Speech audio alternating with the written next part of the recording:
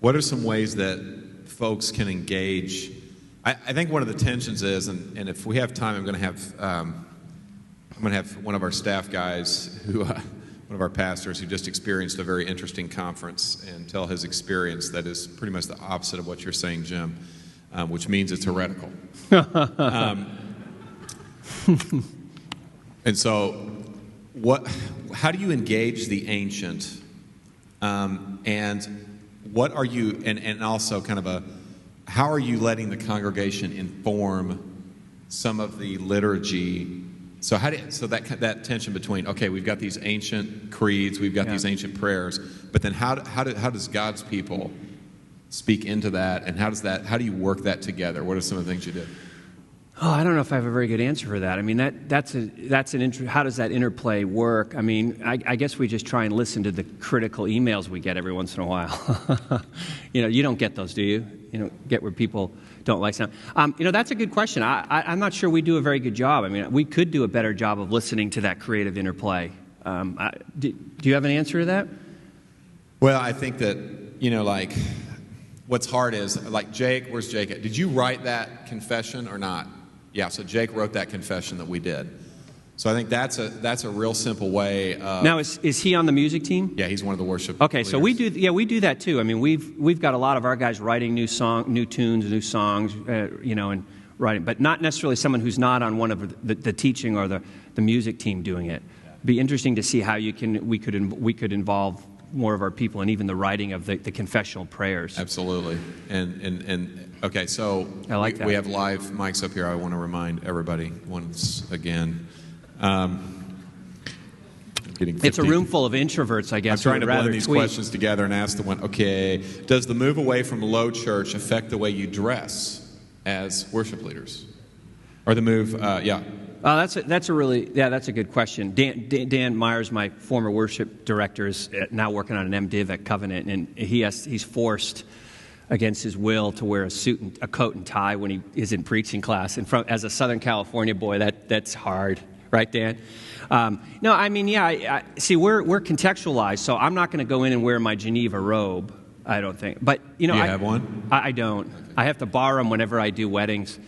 But the funny thing about that, so I don't. This is a little too casual for Southern Cal, so I'll wear more Friday casual stuff, more of the business attire, because that's where we are. This is what I'll do when it's not a Sunday morning.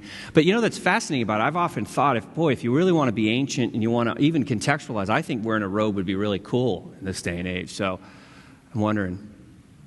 But I think you need to be. I think here's the goal. I mean, you want to be contextual. You want people to feel fairly comfortable with who you are, and you don't want to draw too much attention to yourself and away from Christ.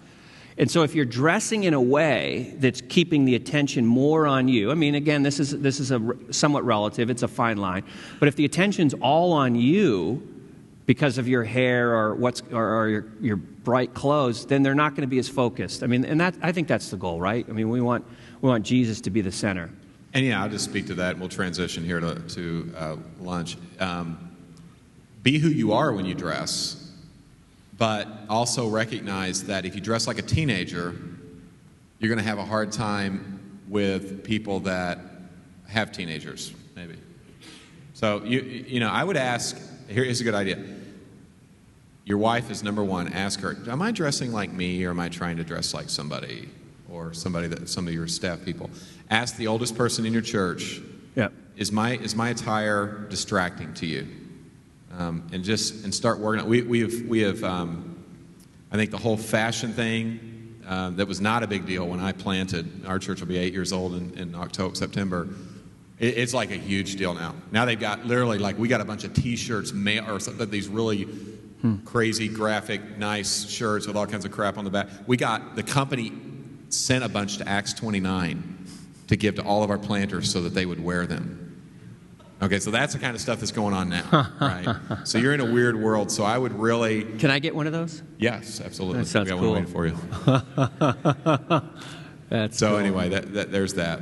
Yeah, I like the fact that you'd ask some older folks. I mean, our music team was, when we first started, they were all in black. They, kind of, that's the professional gig kind of thing. And a lot of them are studio musicians, so that's what they would wear. And then they've just started relaxing it. But they relaxed it so much that some of the 60 and over crowd was feeling like it wasn't reverent, it wasn't respectful. So we're trying to find the balance between the different age groups. And we're a 4-generation church, so we're trying to hold 4 generations together, from the littlest kid to 70-year-olds. We don't have a lot of 70 or 80-year-olds, but we're trying to hold it, and we're trying to find a way that the music and the liturgy and the preaching and the way we dress really ministers to all those age groups. Yeah, and some of you are like totally offended by that, and so I don't want that. That we want the guys with tattoos, so that's fine. So show your tattoos, prove you got a past, whatever. But know that going forward, if you're going to be a multi-generational church, that's going to be a problem. It just is. Because there's an old guy sitting there going, why does that worship guy have a hat on? He doesn't have a hat in church. Now, he has nothing to do, he doesn't know God from, he has no clue. But he's like, why does that guy have a hat on? Why does he always wear short-sleeve shirts that make me look at his tattoo on his forearm? Why does he do that? I mean, so those are the kind of contextual issues that you've got to wrestle with. And I think in the church, just like Jim's calling us back to 2,000 years of history, and not just to throw that out, I think that's also happened with pastors and how we approach ministry, pulpit, music. So I'll just leave that there and let you have fun with that one. Just a note. One of the reasons that they wore the Geneva gowns is so that as the person in the pulpit, the man in the pulpit was speaking for God, that people were not paying attention to what he was wearing, and that was one of the keys. And I often think it would be, I don't know, sometimes if I ever get invited to be at the big stage at one of the Catalyst conferences, I think I'm just going to walk out in a Geneva robe, just see what happens, because there is so much on the fashion now and having to look cool, that I think we then distract from what the goal is, which is to be focused on God and the Word of God and those sorts of things.